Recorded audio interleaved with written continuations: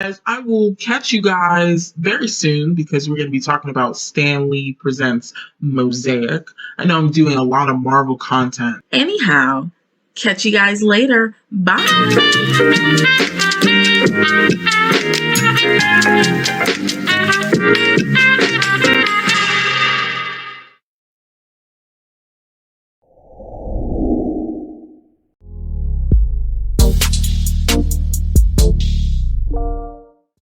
Hi everyone, happy Monday. I hope everyone's having a great start to the week. If you are not new, welcome back. If you are new, welcome to the channel, welcome to the party. Let's have some fun. So, we are talking about Stan Lee's Mosaic. It's in that same universe as Stan Lee's The Condor, which I've talked about on this channel. I'll put it up in the little card thingy. I would say out of the two, this one is so much better. It's so much better, mainly because the characters are actually likable. We have a likable protagonist, and I just find it to be more enjoyable than The Condor. I had a lot of fun watching it again for this video. And funny enough, Mosaic came out first, which I was surprised by because I always thought it was The Condor, then Mosaic, because that's how I watched it. But when I looked up, when this movie came out, it was January 2007, and then The Condor came out not too long after in March 2007. It's just crazy that it downgraded within a couple of months. But I really, really enjoyed this movie. I think I'm going to do the same format that I did for The Condor. I kind of liked how that turned out. So we're going to talk about the plot, characters, and then, other stuff that I did or did not like. So let's talk about the plot. What is this movie about? So basically the plot gets rolling when our main character, Maggie, her dad is an Interpol agent. So Nelson, he stumbles across this museum robbery and he finds this rune stone that connects to a guy named Mannequin who he's been chasing for some years now, or some months, who knows. They don't really give a timeline on that. But essentially, Mannequin is a chameleon. He's a rebel chameleon, and he wants to take over the world. And his way of doing that is to bring his wife back to life so that he can steal her powers. I hope that makes sense. I'll definitely put a little picture here so you'll have a better understanding of what happens in this movie. But essentially, he kidnaps Maggie's father because he has intel on Mannequin and he had the rune stone that would aid in bringing his wife back to life. And so Maggie, along with Mosaic, who's like a chameleon cop, they set off together to go find Mannequin, stop him, rescue her dad, save the planet, blah, blah, blah. Pretty simple, nothing too crazy, but I found it to be really enjoyable.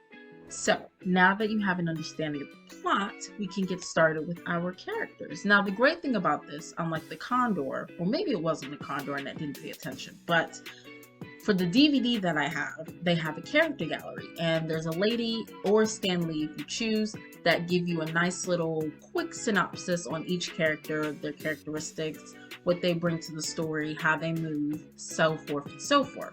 So what I'm going to do, if copyright works with me, I'm going to put a little snippet of what the lady says about each character. I would do Stan Lee's version, but it's not as informative. I'll do that, and then I'll come back and tell my perspective, how I perceive them throughout the movie, so forth, so forth. So, let's start with our protagonists. We've got about 4. We'll go from most important to least important. So first we have Maggie. She's our main girl. We have Mosaic. He is the chameleon cop who helps out Maggie in taking down Mannequin. Maggie's dad is next. That's Agent Nelson. He's an Interpol agent who is tracking down Mannequin and the chameleons in general. Then we have Agent Newall, who works with Agent Nelson. She's not as invested as he is, but she's in there. And then we have Stephan. So I'm sorry, that's 5 main characters. We have Stephan. He is Maggie's best friend, and it's that unrequited love type of situation with a nice little dash of creepiness, which I'll get to in a second. So let's listen to Maggie's little bio. Our heroine Maggie's full name is Margaret Nelson. She's a beautiful 17-year-old student attending the High School of Dramatic Arts in New York City. She is an adventurous and extremely happy, spirited girl who's confident she can do and accomplish anything. She's upbeat, quick-witted, high-spirited, but well-grounded when dealing with important issues. First. So I definitely agree with some of what the lady said, how she is adventurous. She can definitely be spontaneous. She is very animated, very full of life. And I love it personally. I find her very relatable compared to our other protagonists in The Condor. Yeah. But She's a lot of fun. She's just a lot of fun to follow. And a lot of that has to do with her being an actress in this movie, and I can relate to that on a personal level because that's my career path. So just to see her so animated and dramatic and just doing the absolute most, but you know, putting on a stellar performance, it was great. It was really fun to see, and I love how she incorporated her acting skills into what she was doing as really a superhero, because a lot of it can go hand in hand, and they made a good point of that in this film. So I personally really liked her. Let's move on to Mosaic. Mosaic is a friendly but efficient chameleon cop trying to track down the dangerous Mannequin. He looks as if he's in his early 20s, but looks are deceiving. The chameleon are extremely long-lived and have the ability to shapeshift and blend into their surroundings. He's an honest, handsome chameleon who develops a teasing, playful, and somewhat affectionate relationship with the beautiful Maggie. He's considerate and does all he can to pursue Mannequin without revealing his existence to humans. He will sacrifice his life if that's what it takes to stop Mannequin, who we learn is his father.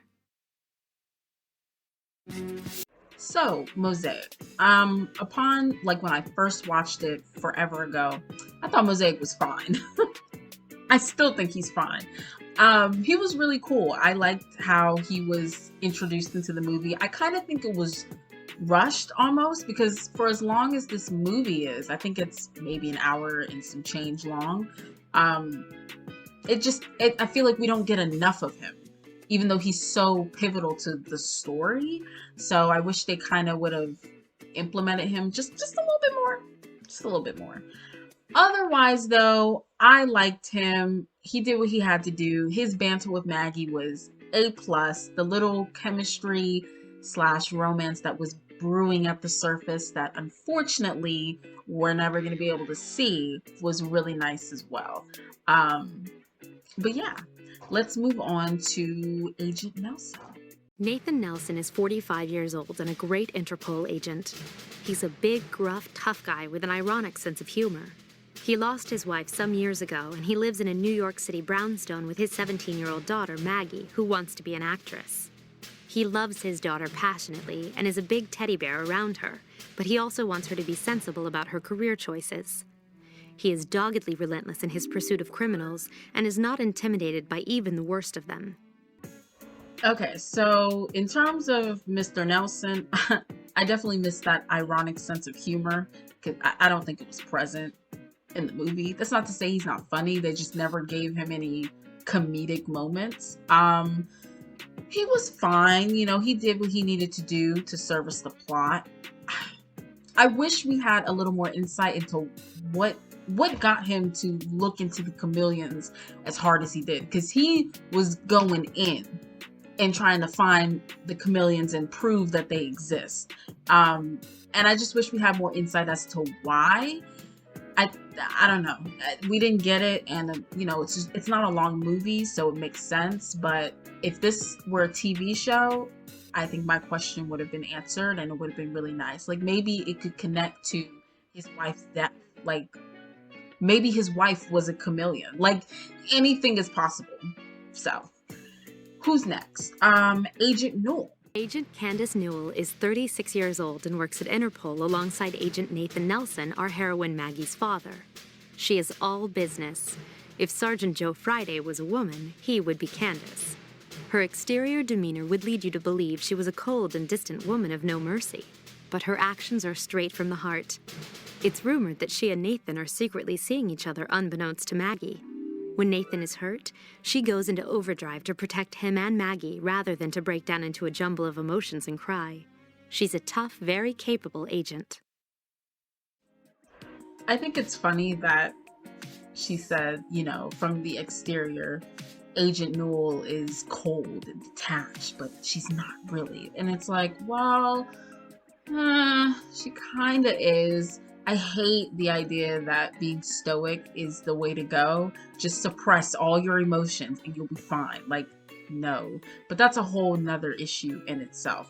I do agree with the little thing she said about the rumor of her and Nelson dating.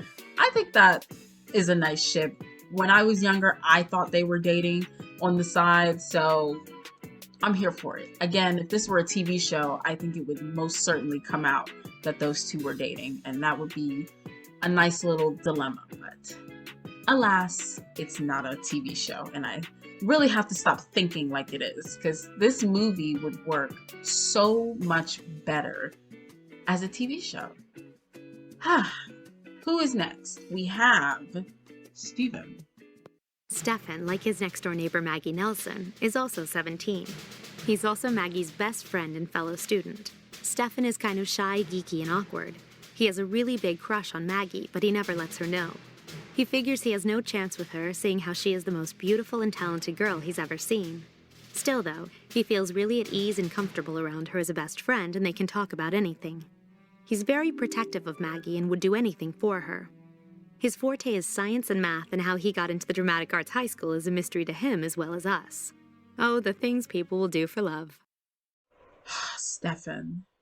Probably the most annoying character in this movie. When I said a dash of creepiness with the unrequited love, I meant a nice cupful. I mean, you should hear some of the dialogue that he says in this movie. How could I leave? You were riveting. You're so sweet. Give me a sec to get changed. You can walk me home. Don't change too much, Maggie. You're perfect just the way you are. It's unreal. He's very possessive over Maggie almost the whole film. And it's just like, ugh, God, did you really want me to root for them to get together? Because she doesn't even acknowledge him in that light at all. At all. And then I don't know what that last little bit was about. Oh, things people will do for love. We're not going to say that like it's normal. Like, you didn't just imply that Stephan found his way into a dramatic arts high school, even though he's not a part of the dramatic arts at all, just to be close to Maggie. Like, we're not going to do that, right? Oh, God. But he wasn't in the movie that much, so, I got over it. But, weird. He was in love with Maggie, and I don't know. He never told her how he felt. If it were a TV show, he probably would have. All right. And another thing about Stephan, I forgot to squeeze it in there, but this man found the worst times to try and tell Maggie that he's in love with her. The first time he tries to tell her is after a freak storm hit her room and the windows broke. She flew all over the place. She was screaming. She's clearly in distress. And you want to tell her that you're in love with her.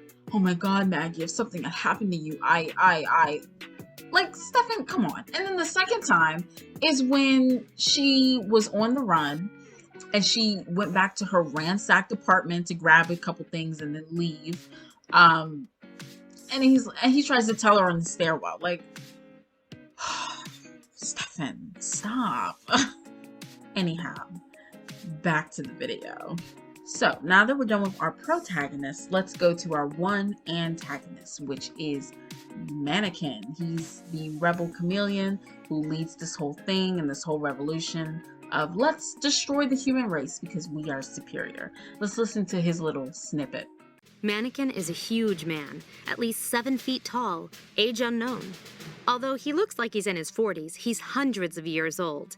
He's arrogant, unfeeling, and quite possibly insane. He treats ordinary humans with complete contempt and treats Nathan Nelson, his nemesis, with special hatred. He believes his quest for the power to rule over the planet is his special manifest destiny. Okay, the only thing I don't agree with is the unfeeling part. I don't think he's like some sort of sociopath or what have you. There's definitely a lot of emotion, especially when it comes to his wife and restoring her honor and, you know, her mission to take over the human race and whatnot. So I wouldn't say that he's unfeeling. I don't agree with that. I just thought he was funny when he first came in the movie. When I first watched it, his voice kind of didn't match his build and just like his stature and him like towering over everyone. But I mean, I got used to it over the course of the film. But I like him. I thought he was a suitable villain. There were actual stakes with him involved. He was very violent. This movie is a lot more violent than I remember. Beat the shit out of Maggie's dad and Maggie. And just in general, like, he will go to the lengths that he needs to go to get things done. And I liked it personally. It was kind of refreshing to see a villain who wasn't played for jokes. And that's not a dig on Marvel. That's just in general. Because I feel like villains these days are either kind of played for a joke or they're given some sort of redemption arc. So it was kind of nice to just fly back in time and see a villain who is at his core here to do harm. But yeah, that's pretty much it for our antagonist. So let's get to some stuff that I kind of liked and didn't like. One thing I would say, I talked about the violence, but Maggie is kind of OP, and I don't really like that. You have a protagonist, you have a superhero whose powers range from invisibility to super strength. She can turn invisible. She can climb walls. She has super strength. She can read other people's DNA and then shapeshift right into that. So that's one. She's agile. She can leap far. Like, it's a lot. And I get it because part of it is mimicking the powers of a chameleon. I get it. But then it's like, where does that leave flaws? Where does that leave some sort of weakness for her? That's never explored, and I wish it were. They even talked about it. They mentioned it briefly. Like, she went to ask Stephan, do chameleons have any weaknesses? And it wasn't really answered. And I wish it were, because that would have added just a little more conflict to the film, especially, you know, her versus Mannequin. Let's see. Outside of that, I wrote here on my notes that I really enjoyed how they made a point to highlight the similarities between acting and like being an agent / superhero. Throughout the film, pretty much everyone downs Maggie in her career as an actress. Stephan does it. Her dad does it. Agent Newall does it, I'm pretty sure. The only person who really uplifts her is Mosaic. He reminds her, like, look, yes, acting is not like being a policeman or being a farmer, people who feed and protect us, but you feed the mind, you feed the soul, you give us hope. Don't ever forget that. And I just thought that was like a really beautiful moment, honestly. The similarities and how Maggie used her improv skills and her being dramatic to wiggle her way out of situations, especially in like the final battle when she fooled Mannequin into believing that, you know, she was his wife. And she almost had him for a sec. Almost had him. But I just thought that was all done very, very well. Another thing that I really liked was the father-daughter relationship. I thought that was done pretty well too. In the beginning of the film, Maggie's dad, yes, he's very supportive of her, you know, being an actress, but at his core, he doesn't really understand it. He doesn't believe it's serious. And that is something that's relatable to a lot of people in the arts, period, whether painting, drawing, acting, what have you. So it was nice that over the course of the film, even though he kind of wasn't present for a lot of what Maggie did, he learned to, you know, understand her drive to be an actress and really support it. So I thought it was great. Their relationship overall was very loving and trusting and understanding, which is not something you see a lot with father-daughter relationships. There has to be some sort of like huge conflict, and that wasn't present in this movie outside of him not understanding her career. So I thought it was really nice. Let's see. In addition, I really liked how they set it up for a sequel almost, because so towards the end of the film, Nelson realizes, holy shit, these chameleons really exist. They are walking among us. Holy crap. So after he's saved and everything, he tells Agent Newell, Maggie is like above them, but she's camouflaged. He's like, now that I know that they're real and the threat is here, I'm not going to stop until every single one of them are destroyed. And then Maggie was like, even me? And I was like, ooh. And I wish we had a sequel on this, because that would have created such a dilemma to have her dad hunting down the chameleon and she's one of them. That would have been awesome, but alas. Let's see. Pacing. Kind of ridiculous, like a little more ridiculous than The Condor.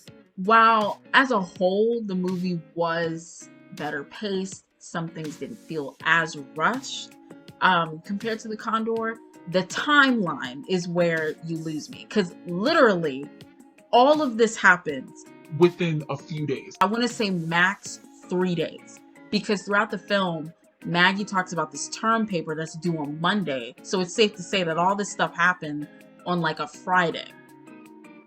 You mean to tell me over the weekend y'all did all of this? Like, come on. It was a bit ridiculous, but I can move past it. Oh boy. I feel like that's it. I feel like that's all I have to say on the movie. Like I said a couple times, this would have worked so much better as a TV show. Everything could have been way more fleshed out, done more world building. It just would have been better. I don't know. Maybe one day we will get a TV show. I mean, we're still in a superhero craze. I feel like we could.